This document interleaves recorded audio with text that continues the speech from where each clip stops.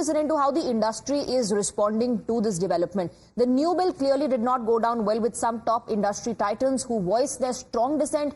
Decrying the bill on social media, Mohandas Pai, the chairman of Arin Capital, said that the bill is regressive and discriminatory and that it should be junked. Taking a sarcastic swipe, Pai asked if the government officers would be part of the recruitment panel of the private sector. Kiran Mazumdar-Shaw, executive chairman of Bicon, also took to social media and voiced concern that this move should not affect the leading tech position of the state. Listen into the reactions coming in. You've used some strong language against this bill. You've also called it fascist. What is your assessment and contention against it? Look, read the bill. It defines a local as a person who's born in Karnataka, domiciled for 15 years in Karnataka, and you can speak, read and write Kannada. All right. Now, if I'm not born in Karnataka, I spent 20 years here, and I got education outside, or in Karnataka, where I didn't learn, didn't have Kannada in the third language. I'm not a local. Then I have to go pass a test in Kannada by a nodal agency. Have you heard of anything draconian and totalitarian like this? And then they say that for every enterprise which has got more than 100 people, they're going to have a government official sitting on the recruitment committee. Section 8. How can you do this? How can you do this?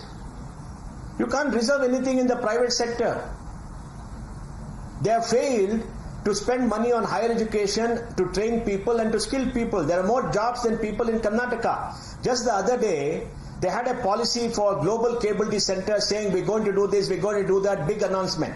Then they said we're going to incentivize people outside Bangalore. Very good. They're going to have a big event in November to attract investment. Then they bring this kind of a draft bill. Who will come here? Who will come here? Who wants government to control whom you hire? There's no discrimination against anybody in Karnataka. All enterprises will invite people, they will see whether you're capable, you're skilled, and they will hire you. They don't care who you are. They don't look at a gender. You can be male, female or anything. They don't look at it. They don't look where you come from. You have to have the capability and you have to have a test or something and then you pass. Why don't you spend money on internship, apprenticeship, on training, on higher education? The biggest challenge for Karnataka is lack of higher education for the young people. Among the whole of the southern states, our gross enrollment rate is the lowest. Lower than Telangana, lower than Tamil Nadu, lower than Kerala. And we have more jobs than people as per EPFO, people graduating. So they're doing everything wrong. I don't understand why they should do it for the richest state in India with the highest per capita income and with the best technology sector in the world. The global companies come to Bangalore to tap into the high quality talent. They don't come here to find out whether you are a local, otherwise they don't care. They give jobs to anybody. If all the locals qualify, they'll give jobs to locals. Who cares? It's a very sad day. In the last 1.5 years, body blow after body blow after body blow for Karnataka. Corruption has gone up in Karnataka. People are accusing our Chief Minister of corruption. Bangalore development has stopped. Government says they have got no money for development. The Chief Economic Advisor says there's no money. We have the transport organization, KSRT, is saying that we don't have money. Right. Now, of course, the cabinet has cleared it. Once it's passed in the assembly and it comes into force, what will be the impact of this bill on the industries? The impact will be industry will not work with all these conditions. They will go to court and hopefully the court will give a stay or will term it unconstitutional, because when Haryana tried to do it, the court said in Article 19 there's reasonable restriction. These conditions are not reasonable restrictions. I mean, they must have, see, what are the, more than the, people will go to court, it will be stayed, that I'm very sure, because Haryana had a similar thing. But what is the message Karnataka is saying? That's what worries me. As it is, the negative publicity about Bangalore because of lack of investment, lack of bad traffic, high corruption in the state. On top of that, you do it. I had 50, 60 people calling me from all over the world and India asking what is happening to Karnataka. They don't understand. Anything that happens here goes global. They all call me and say, what is happening to Karnataka? Why are they doing this? I'm also perplexed why you are doing this. This totalitarian and fascist. Because fascism means you're trying to impose your view on people. This is not democratic. How can you be democratic when you try to impose so many restrictions which are against the constitution? Very shocking. Very, very shocking. I mean, our Chief Minister is a very experienced person. He's been in politics for so long. He understands all these issues. I'm surprised he did it. Our Minister for Bangalore is a businessman who's a politician. He says so himself. And he wants growth in Bangalore. He wants the real estate to grow. He has a large stake there.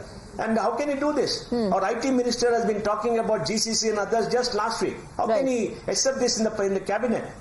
Our Industry Minister has gone overseas and asking for investment.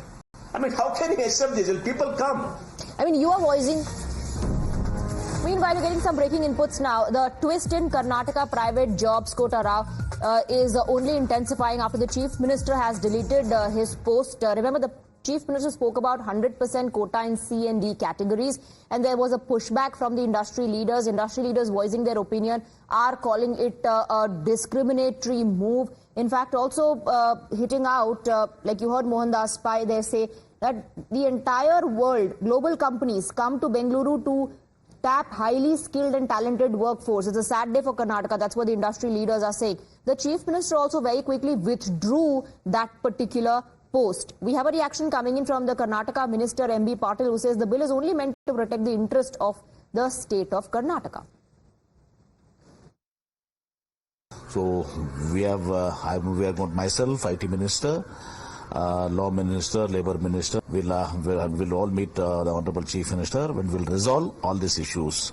And I assure that number one, Kannadigas' interests are protected, so they do not have any apprehensions. At the same time, the industries, whatever the apprehensions they have got, or whatever they have understood, all these things will be addressed by us. We have Ankit joining us on the broadcast from the newsroom. MB Patil, they're saying we are ready for consultation. Clearly, after this response coming in from the industry leaders, the government will have to rethink. In fact, rethink is what they're doing. That's what we've seen with at least the Chief Minister removing his post on 100% C&D grade jobs private quota. Let's see what the Commerce Minister had tweeted. He has tweeted in response to that C&D category job. So he says India is currently experiencing a manufacturing and industrial revolution driven by the global China +1 policy. In this competitive era, states like Karnataka, Maharashtra, Tamil Nadu and Telangana are striving to be at their best. It is of utmost importance for all states to be at their competitive peak. Keeping the interests of Kannadigas paramount, I will discuss this issue with Honorable Chief Minister Siddaramaiah, the IT and Biotechnology Minister, Law Minister and Labour Minister. We will have wider consultations. We will ensure that the interests of Kannadigas are protected alongside those of the industries. Karnataka is a progressive state and we cannot afford to lose in this once-in-a-century race of industrialization. We will make sure that everyone's interests are safeguarded. The industries are assured that they need not have any fear or apprehensions and can rest assured. So it appears this is what has happened. They will have a rethink, particularly on the C&D category jobs, the 100% quota. At this moment, it appears like, as with Siddaramaiah's tweet, that is also no longer on the cards. All right, Ankit, thank you very much for getting us the details. So on a day that the government is talking about safeguarding the interest of Kannadigas, a shocking development has also been reported from Karnataka. We are shifting focus on that.